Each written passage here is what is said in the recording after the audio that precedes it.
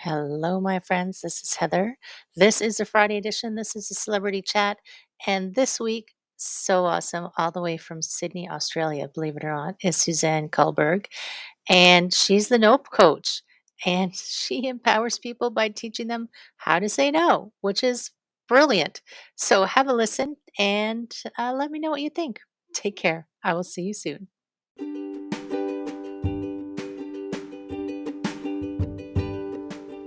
Hi, my friends. Welcome. This is the Back to Me podcast, and this is Heather, and I am super excited that you're here.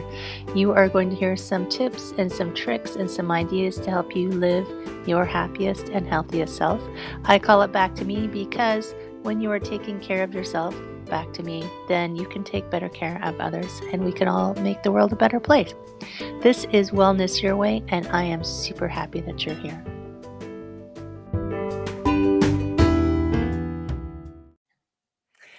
Hello, my friends. Welcome. I hope you're having an amazing day. It's Heather.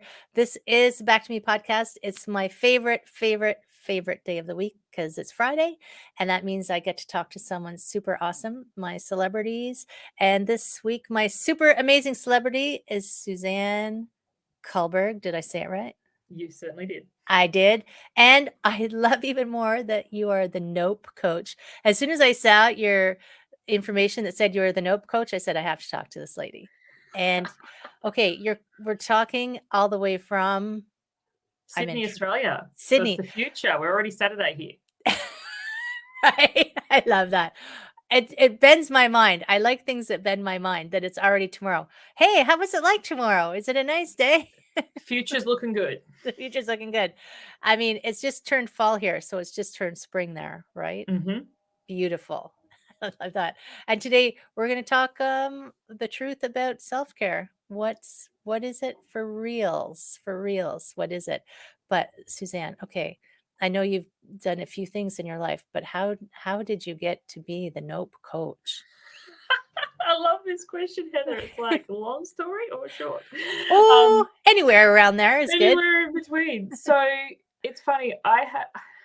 Normally I've had very poor boundaries. So I think we teach what we most need to know is a common phrase. But I read something the other day and said, we teach what we most need to learn so that we can learn it. And I have nominally struggled to say no, being kind of the yes woman. So yeah, it came about from my own people-pleasing tendencies when I was just like feeling done and saying yes externally, but inside screaming no. How far did you have to crash before you finally said no? Oh, that's such a good question.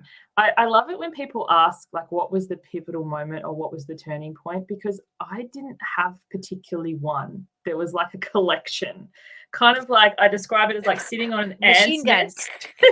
Sitting on an ant's nest and you get stung and you're like, ouch. Oh, but that's not enough to move. Ouch, that's not enough to move. And then finally you're like, no. So just lots of little things where people would just be like, could you just... or just assuming, oh, Suze will do it. And sometimes I could, but sometimes it just became too much. And then I realized, I can't remember, this is a great question. I think I was somewhere and someone asked me like what hobbies I had. And I was like, who's got time for hobbies? Oh my gosh. What is these hobbies that you speak of? Isn't that something you do when you're a kid? Or retired? Yeah, or retired. And it's just kind of like, hobbies. And I was filling in something and I had nothing to say. And I was like, something's got to change here.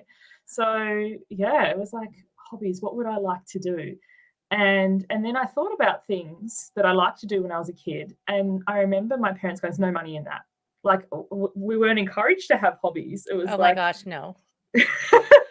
So it was like, if you're not good at it, then don't do it. Or if you can't make a career of it, then don't do it. And I was like, oh, where do we... And I have my own children. And I love watching them play and, I was going to say, make mess. I don't then like cleaning it up. You could teach them to clean. Oh, well, trust me. This is something I thought this morning as we hit record. Before I came in, I was in the bathroom. The kids have their own. I'm fortunate to have an ensuite, but I was in theirs because it's close to my office. And I was like, yeah, we need to have a discussion about cleaning later today. But yeah, it was just kind of like a collection of moments where I was realizing that I just felt like a taxi or a cook or a cleaner or a sounding board or a whatever. And I was like, what do I actually like to do? I don't know. And it's so interesting that it wasn't even people asking you to do something that kind of was your final, maybe not final, that, oh my gosh, is the what do you like to do for fun? And you went, well, what? I don't have fun. And when you realize that, it's a strange thing to like, especially if you've done it for a while where you've just filled your days, you can't even imagine. I'm speaking from my own, I'm just speaking for myself. Can't even imagine what you free time, right? And um it's life goes so fast. Like we just finished our Yes. summer and someone said, "How was your summer?" I was like, "What? It was summer?" It can go so fast. And I love the work of Gretchen Rubin. She has this quote and she's like, the days are long, but the years are short. And it's So so true because in the moment of a struggle or a hardship or something, it feels so long. But then you look back and it's like it's gone really, really fast. Like I was just admiring yesterday, my son came out like fully dressed, done his own hair. We were going trampolining and he was like, I'm ready. At like 6 a.m. The place doesn't open till 9. But anyway, I'm so impressed. I was like, look, he just did it all. Socks and shoes, hair, like the works. and they And I was like, matched? yes, he is a fashionista. Oh, Like, okay. I don't know if you can call him a male or a boy that, but potato, potato, and he's very unique, but everything has to match. And he always often says to me, you can't go out like that, mummy, which I laugh at because I'm very kinesthetic. As long as I feel comfortable, I don't care. Whereas he's all the visual with the matching and the colors. Right, And right. so That's it's the awesome. funniest thing. But imagine, like, how long ago were you changing diapers? I know. Well, we call them nappies here. It's so funny. Nappies. But because my kids said diapers the other day, I'm like, where did you get that from? What were you watching? Because we Right. don't call them that here. But that's the exact thought I had. I was like, not that long ago, it would have been changing the nappy and trying to get them to get their shoes on. And what takes 5 minutes now would have taken an hour. So yeah, the time goes so fast. And now they're ready 3 hours in advance, but it has to be something fun.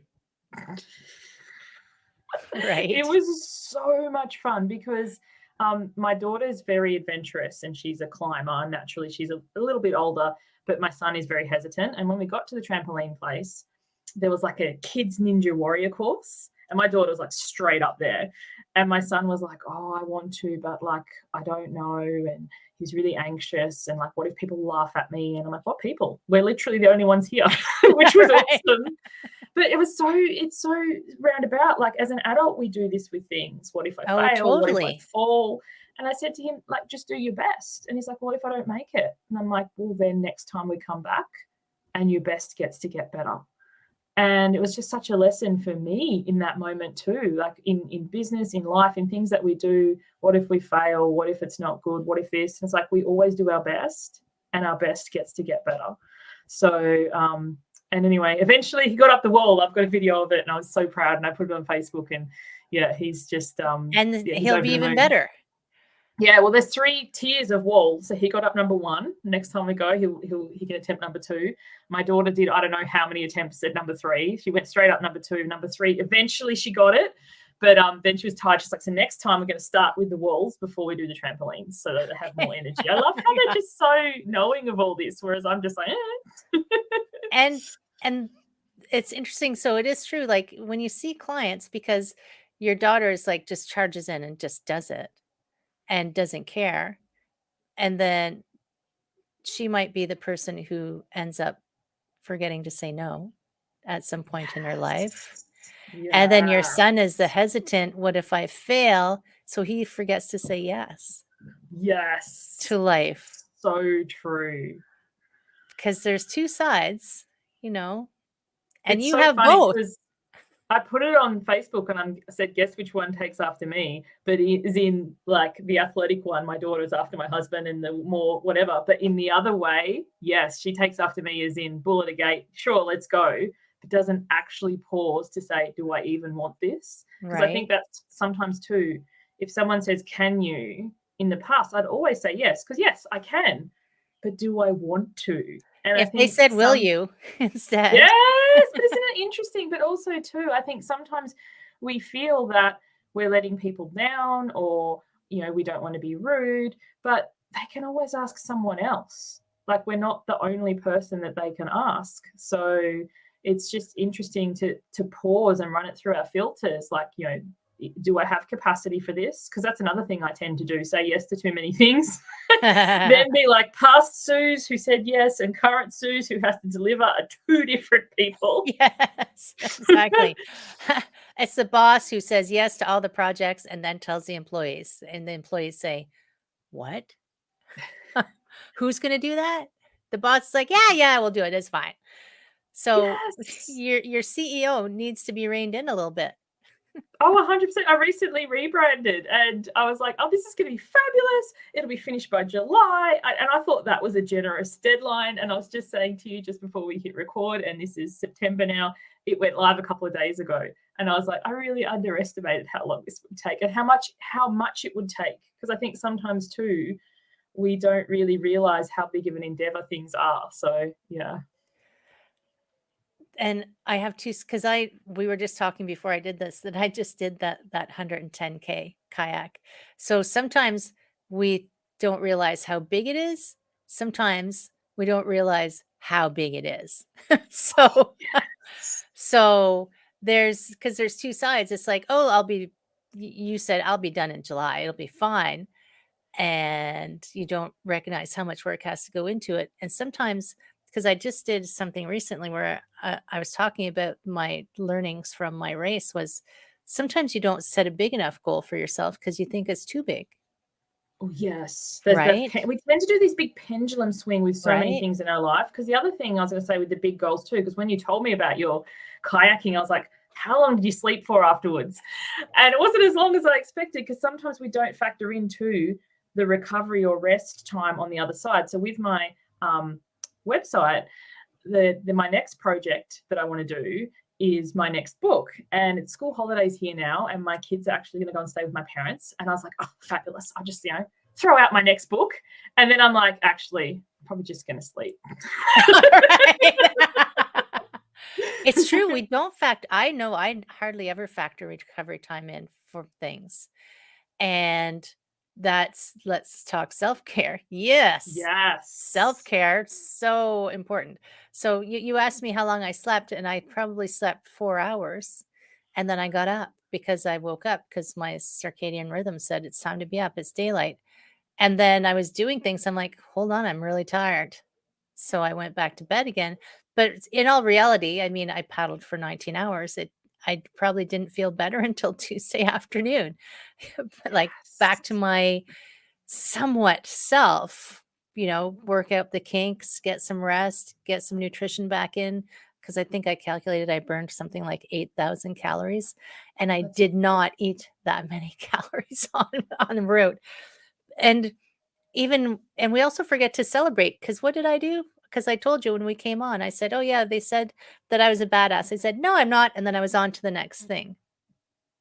We don't recover and we don't celebrate when we're being whatever version of super amazing we are. So how do we find that permission for that space? I think a lot of it too is, as you said, permission. Because sometimes, like, we have this phrase in Australia called tall poppy syndrome. Are you familiar with it? No, I want to know it. Because I say it to my clients. Sometimes my clients are global, and they're like, we learn universal language in my program. Because this last round we were talking about the difference between American and Canadian Thanksgiving, because I know nothing. I'm from Australia. So anyway, I said something unrelated about tall poppies, but basically it's how we cut down people who shine bright or people who achieve. And it's like, don't get too big for your britches, or don't be a braggart or anything like that. And so often I think many of us are afraid or conditioned to be afraid to celebrate, because we'll be told, don't brag, or, or the famous nice for some. Right. Oh yeah. Fine for you. It's so hilarious when I hear that now. It used to make me immediately go into defensive or tearing it down mode, or like making it less, like, you rode however many kilometers or miles, you're a badass. And you're like, oh, it wasn't that much, like we downplay. And so now it's funny when someone says, nice for some or must be nice, now I deliberately pause and I go, yeah, it is. And the reaction I get to that is so good, because it is nice. But the reason it's nice is not to be bragging or sarcastic or cheeky, though I'm a little bit irreverent. It's to acknowledge. That's why we get along. It's to acknowledge, it's to pause and celebrate. It is nice. Like, my kids are going to my parents for school holidays. It's going to be fabulous. This is the first time I've been away from them for a stretch, because we live interstate. My parents are actually from Tasmania, the little island down the bottom, and I live in Sydney.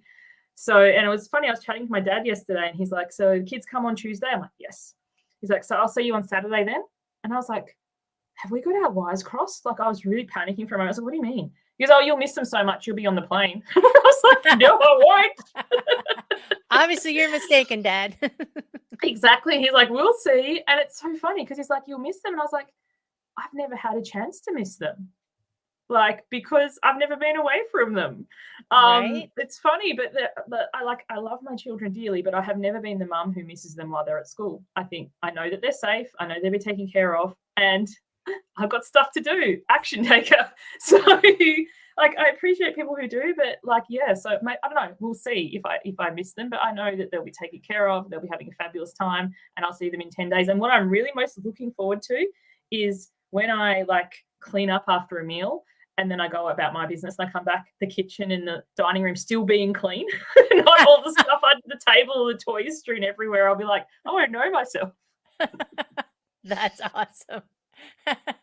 and it's good. I think it's amazing that you have just said, yes, I'm going to take some time to rest and have, like, indulge in that time. It's funny, it's not indulging.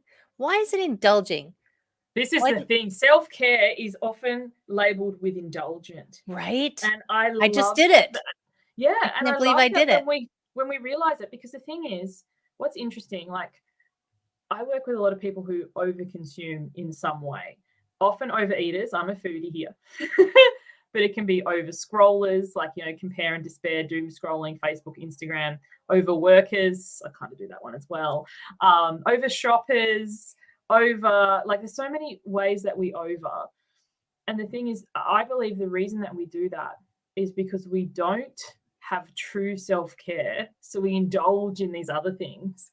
And I think where food becomes the most, not dangerous, but the most insidious of them all, is I haven't got time to have a nap or rest or sit in the sun for 5 minutes, but girls got to eat. So you can kind of see how you can take on these behaviors and kind of justify them to yourself. But if you're eating when you're not hungry, and you're eating things that aren't truly nourishing, and you're eating as a way, like, that's this faux shadow self-care. And you're eating like, as your reward. Like, yes. I worked for a whole hour. I'm going to go have a donut. Yes. And it's or like, brownie. What do I really want? I'd love to sit in the sun. It's like, I haven't got time for that. But you've got time to go to the shop to pick up your donut or brownie, or stand in the pantry and eat it. So it's really interesting. Like, a lot of the work I do is to show people that the reason we end up over-consuming is because we spend so much of our time over-giving. Giving and receiving are paired, like inhaling and exhaling. You can't have one without the other.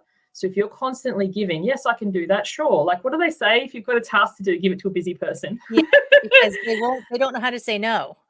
Mm-hmm. And then we end up coming out sideways, staying up late, binge watching Netflix, eating all the stuff, saying I'll start again tomorrow. And that's how it comes into balance. And it's like, so people are like, well, what do I do? It's like, you learn to say no. And it's a process. You learn or relearn to say no, because toddlers are really good at saying no. Oh, yeah, that's right. The best. And they know what they want. Exactly. And they're not worried about upsetting you by no, right? So we grow into this weird space where, I don't want to upset them by saying no. I don't want to disappoint someone by saying no. But if you're saying yes to them, then you're saying no to you. Yes. And when right? you say yes to keep the peace, it's often the war that starts within and the war that we placate with food or shopping or, staying up late. Internet games. Yeah, Candy Crush or whatever. Yes. I'm raising my hand slowly every now. But the thing, have you read Untamed by Glennon Doyle? No.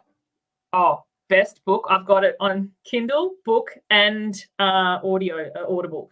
I love it more than anything. She says this line in the book that I swear changed my life. But then again, I changed my life, but that was the impetus. Because I always get frustrated when people say, "Oh, you changed my life." I was like, no, take responsibility. You did it. Anyway, the line in the book, she says, basically her daughter, she's got 3 kids, and her son played some form of sport. I can't recall. And he wanted his sister, so her daughter, to try out for the team. And her daughter didn't want to. And she was talking to Glennon about it, her mum, and she's like, well, I don't want to disappoint him. And the line is something along the lines of, disappoint as many people in the world. Like, your job in life is to disappoint as many people in the world so as not to disappoint yourself. And her daughter says to her, even you, Mum? And Glennon's like, yeah, even me. And it's like, yes, because when we say yes to keep the peace, or we don't want them to be mad at us, or we don't want to disappoint them or whatever, and we are saying no to ourselves, then we're disappointed. Yeah. And I think that's why we get to a point of burnout or overwhelm or, leading into, sadness and grief and all this stuff, because we don't even know. What do you like to do? I don't know. Right. And it's just kind of like, whoa. But we put ourselves last so much that, and I think it's fascinating. But people, we aren't the arbiter of other people's feelings. It's like, I'm so disappointed in you, and it's like, no, you're disappointed, full stop. Yes. What I did or didn't do doesn't contribute to that. Like, let people take responsibility for their own feelings. And because I was speaking with a client about this earlier this week, it's going to be uncomfortable when you start to practice your no. I call it's a muscle. Like I say, you got to exercise your no muscle, and it's going to be uncomfortable, but that's only for a minute. Yeah, and that's another quote that I love. Brene Brown, choose discomfort over resentment. Oh, right. Oh, yeah. That's a good one. She's awesome. So it's really uncomfortable to say no. And, sometimes you'll get off the phone or go back in your house or whatever, breathe into a paper bag and be like, but when that point goes and you're like, oh, I don't need to bake 3 dozen cookies for the school sale, or I don't need to help somebody pack their house, or I don't, in that, it's like, oh. The relief is, and even take that brief moment to recognize, I said no, hooray. Yeah, it's back to the celebration we were talking about. Yes. Like, celebrations, I think also too, in our society, like, self-care is often massages and essential oils and bubbles, and celebrations is like, I made this much money, or I lost this much weight, or I got a new job. It's like, no. In my world, in my program, we celebrate everything. And it's so funny. Our current round just closed, and this lady's like, I thought you guys were so weird in the beginning, like so weird. And she's like, now I love it, because we tend to get on this up. And I start every single call with celebrations, and I love it, because without a doubt, everyone will look around the Zoom room and kind of be like, ugh. And one person will be like, oh, they've got something. And then someone else, and then someone else, and then someone else. And it just becomes this uplifting, like, words can't describe it. And then it's like, oh, because when we focus on it, we remember, oh, and then I celebrated this, and then I celebrated this. And it's just like it's a mood. That's awesome. Whereas so is going down, like, oh, this person cut me off in traffic, and this person shortchanged me. And like, we're so societally used to that. And you're so easily down. Like, pulling down, the crabs in the bucket thing. Like, yes, maybe it's like the puppy, tall poppy syndrome. Tall poppy syndrome. And that's the thing too. Why are we so easy to let something ruin our good day? Like, we're having a really good day and one little thing happens and we're like, oh, this day's ruined.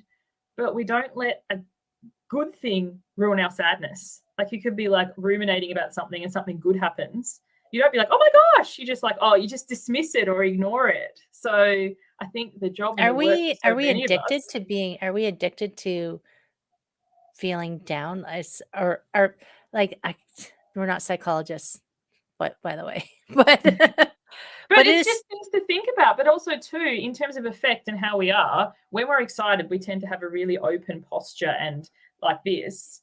And when we're depleted or sad, our shoulders tend to curl and we lean forward. Where are we most of the time when we're holding our phone? You guys call it cell phone, we call it mobile phone. We're leaning into that like more thing, scrolling, reading about all the news and all the terrible things that are happening. So it's just, something to be mindful of sometimes. right. For me, actually putting down my phone or finding a song, dancing it out in the privacy of my own home. But Dance on the street. Who cares? Well, actually, I was dancing in the supermarket the other day. It was so funny. I had my earbuds in, didn't even think. Self-checkout things become all the rage here, and people are usually yelling at them. And I'm just like, and then I look up and all these people are looking at me, and I was like, same as in traffic. I live in Sydney. So on peak hour, what would normally take 15 minutes can take 45 or more. And so my son and I, we have carpool karaoke, dance. And it's so funny looking at all the cars either side of us, looking at us like, what are they doing? And I'm like, well, we can sit here frustrated and mad that we have to wait forever, or we can make it into a party. We could make it fun. We could make it fun. And just for 1 second to go back. So you had that comment that you made that, one thing can ruin your whole day, but we don't do the opposite where one thing can make your whole day amazing. Yes. So I don't think that energy is harder to hold. We're just not trained for it. Like when you talk about building a muscle, we haven't built the muscle of this. Let's build our awesome muscles to be like, and I remember this story about a guy who was depressed and feeling down, and he went to his yoga therapist. I don't know if you know the story, and so his therapist said, can you just, I have to write this. I don't have time to talk to you. I have to write this article for this important newspaper. Can I just give you this camera? And can you do me a favor and just go take some pictures of people who are happy and just come back when you're done? And of course, his staff was all upset because he gave a camera to some random stranger. But the story, I'm assuming it's true because someone important told me, the guy didn't come back, but he came back a year later. And he said, I'm sorry it took so long. It took me a little while to find pictures of people that were happy. But when he came back, he was like completely changed, and he was happy because he went looking for happy, and he was taking photographs of it. So it's like that. If you look for red cars, you're going to see red cars. If you look for crap, you're going to see crap everywhere. If you look for awesome things, you're going to see awesome things. So, I mean, part of a personal example of that very recently. So I self-published a book. And what's it called again? Oh, how's the language on your show? It's the beginning is shh. You can say it. I drop those bombs all the time. I was going to say, the beginning is shit. There it is. That's what so the other day, I was having a look at my reviews. They say as an author, never look at your reviews. But anywho, I got my first 1 star. They're just lying if they say that. I got my first 1 star, and my immediate response, and I'm celebrating this, Heather, was like, oh, I'm a real author now. Right. Whereas in the past, that would have unsettled me. That would have, set me off or whatever. And like I did have a bit of squidginess afterwards, but I love that my first reaction, like looking for the positive and everything, was like, there's a full spectrum of reviews. I'm a real author now. Right? It's true. The first time I got a hater on one of my podcasts who was criticizing because I was talking about that money was just an exchange of energy and that it was okay to talk about money and say you want money, and they started attacking me. I'm like, yeah, I got a hater. Yeah. The first time I got a hater, I did the Shake It Off dance, Taylor Swift. Did you? Nice. I like the Shake It Off dance. But I think that's the thing.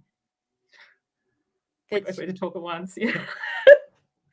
We have lots to say. You talk. You go. It's your show. I was going to say, it's not a reflection of us. It's a reflection of them and what they have going on, or even their interpretation. Like, I love it sometimes when people say, like, you don't understand.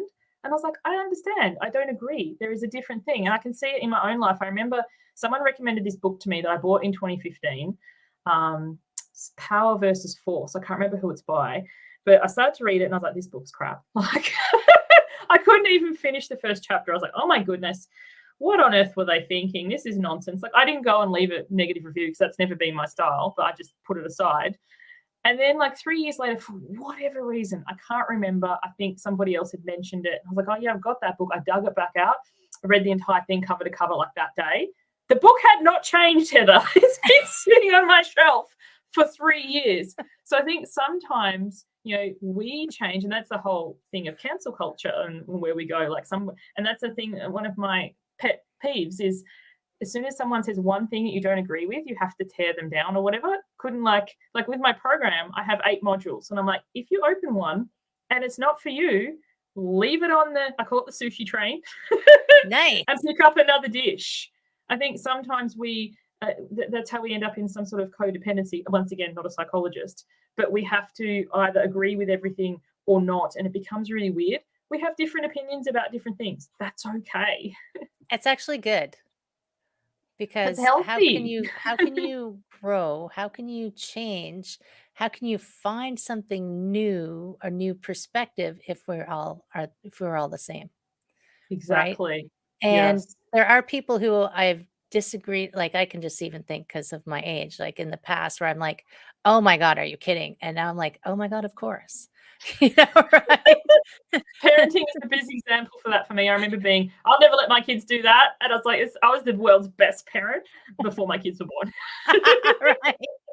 I can't believe, oh my god. And it's all context and experience, and I find it funny that you weren't, maybe the message in it was not your message at that time, but and then it came your message later, right? The book that you decided to actually Yes. And read. also the book that you write too, because sometimes, as entrepreneurs, or the things that we put out, we no longer agree with, or we're no longer, like, I've done a total rebrand. I don't do what I did before, but that doesn't mean that work isn't valuable to the people who are still there. Like, it's no longer aligned with necessarily what I teach or what I actually coach on. So like I haven't, like, people like, don't want to delete all your old stuff or start a new Instagram or start a new Facebook. I'm like, no, that stuff still is of service and value. It's just not, where I'm going now. And I think sometimes, people often ask on podcasts when I guess now, what is it that you do? I'm like, today. Right. or right now, because I don't want to be like, I didn't realize how many things I'd done in my life until somebody asked me about, like, my career journey the other day, and I was like, whoa, a bit of a jolt, like jack of all Right. trades. But I used to get really I don't know, shameful on myself about that, because my husband went to uni, did his degree, and has worked in that field for over 20 years now. But in the world, it's funny, someone's saying to me, we have both. We have the hummingbird who flits around and pollinates everything, and then we have the jackhammer who drives down. And sometimes they're married to each other. They're totally married to each other, because I'm the same way, right? It's just like, I am the skipping stone, skipping across water, going, how about some of this? How about some of this? How about, I'm at the buffet of life, and some people just eat off the a la carte menu. I just want this. So I remember us talking about this when we first had our conversation, the similarity between how many things we've done. We weren't Yes. competing. We weren't competing. We were just comparing. But it is true. And I think it's important to have both of those, because you need the jackhammers to dig deep and put some solidity in, while we're up here bouncing around like ping pong balls. And but sometimes I have found in the past, I felt like I criticized myself, like you. Was like, oh my god, I've done so many things. People are going to think I'm a flake. But and I like to think of it the other way now. It's like, I have so many different views of, like, I've looked at it from so many angles now, and that just gives me a different kind of depth of perspective than Yes. a single, always stood in one spot perspective. Some people really have the depth, and we more have the breadth. There we go. You got the words. You got the words. Yeah, and I think it helps, as I mean, because we're both coaches, it helps us relate to the people who come to us. It's like, oh yeah, I mean, as I've been a massage therapist now for 14 years, and I always joke with people when they come to me. I say, "Oh yeah, I've had that injury." I joke with them. I injured myself this much to help you understand how to recover. Not really, but it's like I've Yes. done we have done all these experiences in life to help like fill our experience bucket of like, oh, you have that going on. Yeah, I got some of that right here. I Yes. understand, and let me help you through navigate through that in whatever way is going to work best for you. I mean, I don't tell people what to do, obviously, because that would be my way, not their way. But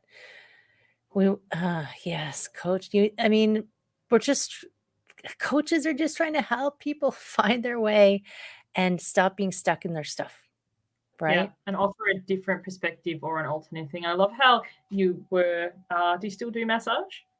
Yes, I Yes, do. because when you think about it, what two different, like, things could you get? Because a massage is quite passive, as in they lay down and you're the one doing The the work, massaging, the work, and they're, like, receiving. Whereas coaching, they're doing the work.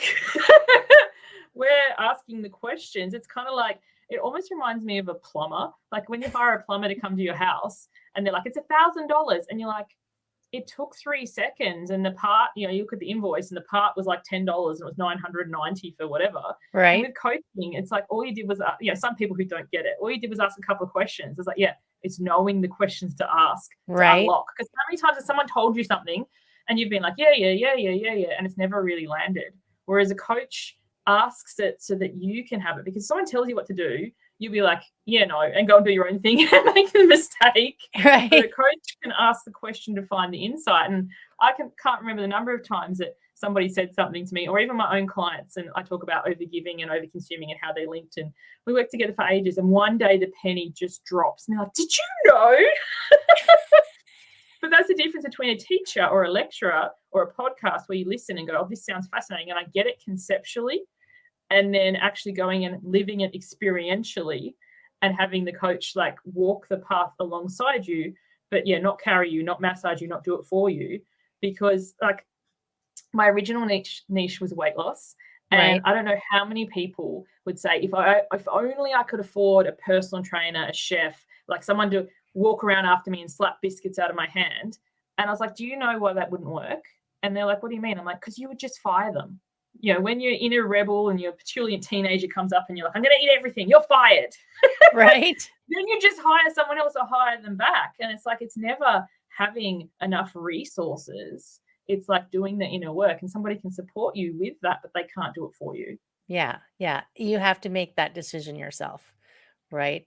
It's if you want something to be different, have the resources to help you, but they can't do it for you at all, Exactly. whatever the Yes. change is.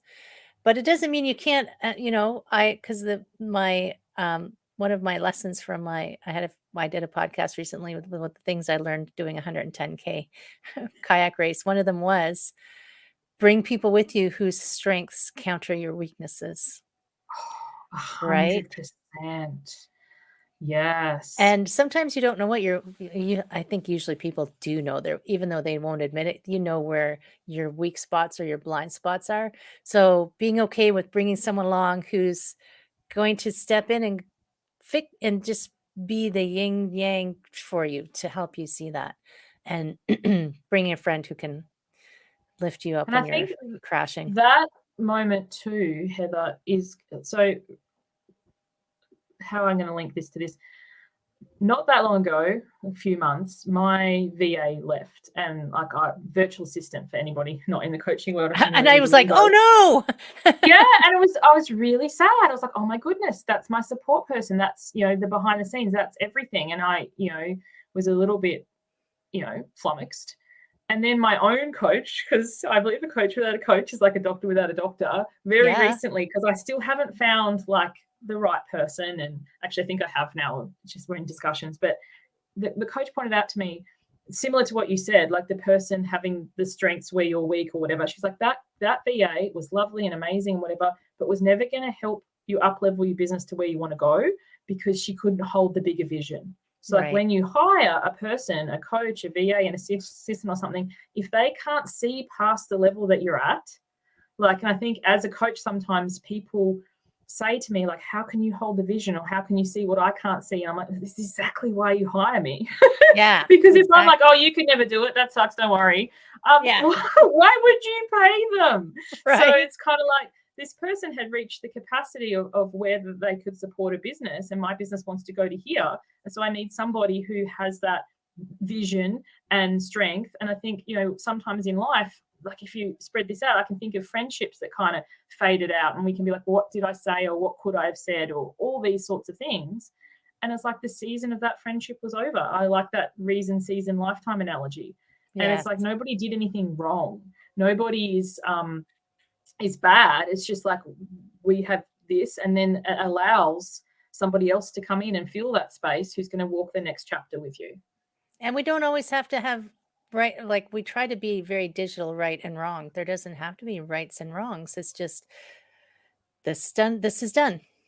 Yeah. Next thing up. And it's true, if you don't have people with you on your journey that can't help you hold that bigger vision, then on the times that you're tired, or things aren't working, or technology is crashing, or crap is happening, and you're struggling to hold that yourself, then that's when you need to be able to call on those people to help you keep it going, right?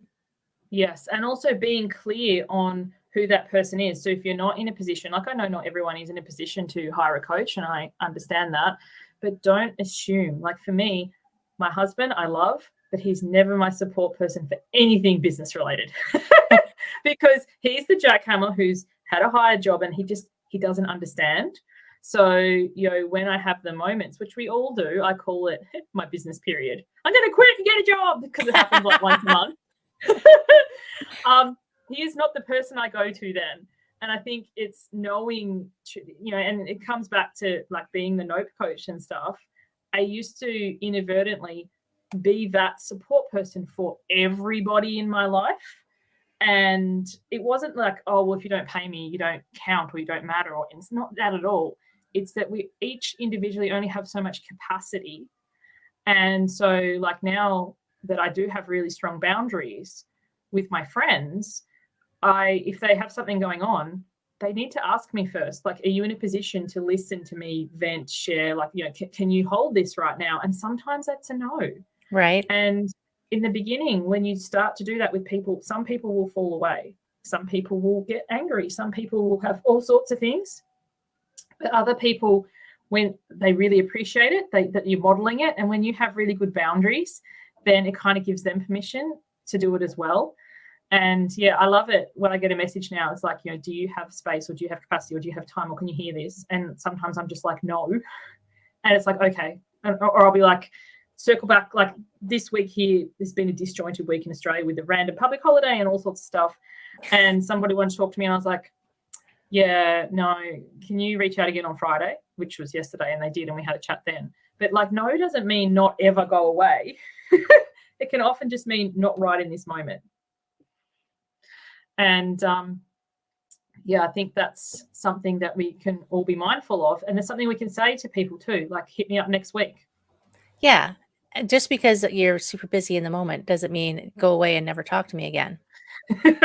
And I like that you mentioned that if you exercise your boundary, your no muscle, and you can make it normal, normalize it so that people go, oh, I can do that too. Like being that model, that person for that, I think that's amazing. I'm going to cough too right now. Yeah, you're all good. And I think that's the other thing too. It's so permissive, because other people, like, if we have had the conditioning that is selfish, or, you know, you should work until you drop. So I have days of my business where I coach, and then days of my business where I do behind the scenes writing, replying, admin type stuff. And it wasn't that long ago that I looked at my like to-do list, and all of it was important, but none of it was urgent, like nothing that had to be delivered that day. And I wanted to just go to the movies. Like, it was Right. just really bizarre. So I was like, that's it. Took the day off, went to the cinema. It was funny, in the middle of the day, all by myself. I was literally the only one there. It's like, I have dominion over this cinema. It was fantastic. That's awesome. But then the next day, because I had replenished and, rested, watched a movie, had a nap, done all this, I was fire. I got so much done. Whereas other times where we do push through and we ignore, I'm tired and I need a rest, I don't know about you, but I tend to have to redo it. It's not that good of work anyway. Yeah. It's like you're just trying to plow through.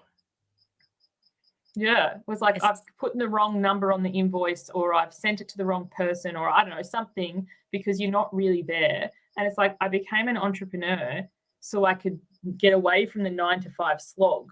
Like, yes, technically this is my work time, but also, according to me, I'm a terrible boss to myself sometimes. It's like, why not just take it? And then, we push through until we get sick, and then we have to take time off.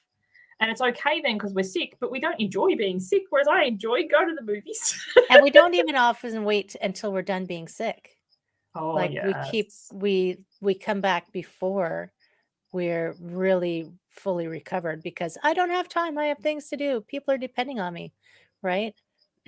And one of my clients just went on a holiday, and I asked her before she left, like, how much of a holiday is this really going to be? And she's like, yeah, it's going to be a holiday, Sue. It's going to be a holiday. And we had our first session back yesterday, and apparently she took her laptop. I knew she would. And it kind of like died on like day 2. So she was like, I had nothing, like absolutely nothing. Had the best time. Come back, was like, am I going to have a business? Like, is everyone going to be fired me? Or like, and the thing is, what I want to normalize, we all have these thoughts. There's nothing wrong with us. There's nothing that we have to fix. We can all have a moment of, and then it's just like that calming and reassuring of, oh, it's okay. And other people too, it's kind of like they're relieved. If you're like, actually, I've got to look after me, then it's like, oh, wow, they admire somebody with really good, strong boundaries. And it gives them the thing to go and find someone else too. So, yeah. Right. And you mentioned earlier that your program just ended. When does how long are they? They're 10 weeks. 10 weeks. And talk about self-care and boundary setting. People ask why I run them the way I do. I run them on the school terms. So in Australia, a school term is 10 weeks, and we have 4 terms a year. So we have a 2-week break between this round and the next one for the next school term. And at the end of the year, have a nice 6-week break for the summer. And it's funny, people because I tend to do some sort of masterclass or free training 5-day experience between the rounds. And some people are like, oh, well, that doesn't suit me because it's school holidays. And I was thinking, if you want to work with me when it suits your love, that's when you pay. That's boundaries for you. Right. But this school holidays, Heather, it's so funny. Although I totally have the space because my kids aren't even going to be here, I was like, I just don't feel like running anything. I'm tired. I'm not. And people have asked, oh, are you doing the thing? And I'm like, no, but why wait starts? Like, if you want to come do the program, it's running. But I'm taking some me time. That's outstanding. I love that you're actually doing what you're learning, what you're teaching. Part of me's freaking out. Part of me's panicking, like that part. But the other part is like, I need that rest so that the program is the most awesome. If I go into the program tired and depleted, it'll be good, but it won't be excellent. And when does the next program start? 10th of October. That's soon. It's soon. So I've got 2 weeks to, and then we'll be ready to go again. I teach it what I call seasonally, although they're artificial seasons because they're 10 weeks. But we start with the spring of the intention setting and what do we want to gain from this round, and what are we here for? And then the summer of the consistent and persistent action. And then the autumn, or what you guys would call fall, where we harvest and celebrate. Because this is, as we're linking back to what we very first were talking about, in our society, we don't tend to have. And so often people don't celebrate because, well, I haven't reached my goal yet.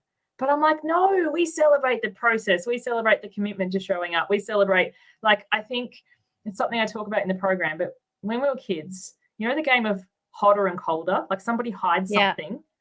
And anyway, we play as individuals a game of hotter and colder with the universe. And so say we do a program and we didn't turn up. We're like, oh, I only did 2 modules, colder. Oh, I started so strong, but I didn't do anything, colder. Oh, I dropped off entirely and I suck at life, colder, freezing, Quitsville. Right. By the way, now you're a solid block of ice. Yes. Whereas with Why Wait, this is what I encourage them. Instead of, oh, I only did 2 modules, I already did 2 modules, warmer. I turned up for a call and got coached, warmer. I made some little changes that I'm still doing, warmer. Like, it's all in how you frame it, and it's all how you see it. One of them has you like, yes, I'm taking one step in front of the other. And like, it's funny, back to teach what you most need to know with my whole website thing. I was like, this is going to be done. It's going to be fine. It really was one step in front of the other, warmer, warmer, warmer. I knew the website was coming. I really let go. So like the last round of my program, the reason I wanted it done when I did was I launched my program. So like I launched a program with no website, literally nothing. And I was like, nobody's going to buy it and everyone's going to think you suck and you're not professional and whatever. Everything's just a story. It was my equal to biggest round ever with nothing available to know what it is. Like people are like, what is it? Oh, other people like you. So when you know, when you feel called, when you feel this is the thing, you don't need to have the times, the dates, the calls. Like that's just all the mind drama that we tend to spin out on. Not enough, too much, whatever. But the heart or the energy of putting myself first, taking these actions, being in a group of women who are also prioritizing themselves and celebrating the most ridiculous things like putting my sneakers on or sitting on the floor. That is expansive. That's the warmer, warmer, warmer. Your best gets to get better. And then after the autumn or fall, we have the winter, which is the break between rounds. Like for me, obviously, I facilitate it, so I'm back every single round. Right. But often people come back or they take a couple of rounds off. But when they do come back, they're back into another cycle, another spring. That's awesome. Very cool. Thank you. I'm going to make sure that all the links to all of your things, check out the new website. It's in the show notes, right? So that they can find you. And I love the seasonal aspect of it. That's very cool. And I like that you've structured it for them, but also for you, my coach friend. So before we bid our friends adieu, do you have any final fabulous words of wisdom? I'd really like to say it's another quote. I'm all for quotes. I think I love them. I always kind of butcher them slightly. Like, so they're Susisms, but it was said by Sophia Bush, and she's like, you can be both a masterpiece and a work in progress at the same time. So often we think, oh, not good enough, haven't done enough or whatever. It's like there's this version. Like for me, my program, the other thing about it, I run it live. So like at the end of this last round, like I'll do a share of my best gets to get better, masterpiece and working in progress at the same time. Last round of I taught a new concept. It didn't quite land. So I was like, oh, I'll do a bonus module and I'll clarify it. So then I actually cut into my time and I didn't break between rounds. And I've paid for that this round, me personally. This time, once again, taught this concept. Everyone's like, this is fire. What about this? And I've been like, oh, yeah, it could get better. Instead of adding on a bonus module and extending into my break time, I've been like, next round, we're going to take this and we're going to go even better. So because when I used to learn new things, I always used to beat myself up. Perfect example of the last round. Oh, here's how I could have done it better. Guilt, shame, add on, drain from me. Whereas this round, I'm like, yes, what I taught at the time was the best I knew. And now based on these insights or these questions, it's going to get better. That was a masterpiece and also a work in progress. And I think in life, if we have that attitude rather than coulda, shoulda, woulda and trying to make up for something that was still good, then we just have this freedom and we can honor our needs and our need for rest, as well as doing the best we can for our clients. That's amazing. Because we're always a work in progress, right? Always, yes. Always. Perfect. And have flaws. Like my kitchen table, I love, but it's got this big like crevice in the wood, but it's still a masterpiece. And I love it because it makes it part of it. Like your crack or that kintsugi or whatever, where they put the gold in the thing. Yes. Wabi sabi. That makes you, yes. Totally. That's awesome. And that's perfect because, my friends, you are all masterpieces, and I know you're all still works in progress. Suzanne, thank you so much. Thank you so much for spending some time with me. And you enjoy your well-deserved break, my friend, because I will do. I know you'll come back supercharged. So yes, my friends, check out the links. Check out Suzanne's new website. I love the backdrop. I'm going to go look at it myself, all the new colors and things.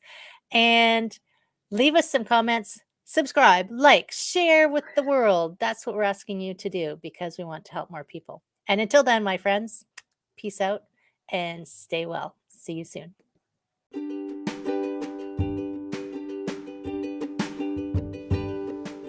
Hi, my friend. Thanks so much for listening to this entire podcast. If you found it useful and you're like me and you like helping others, please feel free to share this. Just give it a like, give it a comment. If you found something useful in it, there's a chance that someone else will find something useful as well. Also, if you have any questions at all, I can absolutely help, and I would love to help. You can email me at heather@prosperityflowcoaching.com. If you want more of this awesome content, you can follow me on Instagram, Heather Stewart Coaching. You can follow me on Facebook, Prosperity Flow Coaching. And I have a personal request. I want to help as many people as I can with these podcasts. And if you could give me a review, hopefully a good one, if you could share, if you could send this out into the world, I would truly appreciate it. I hope you have an amazing day, and I hope that you find your way to wellness by getting back to me. Take care, my friend.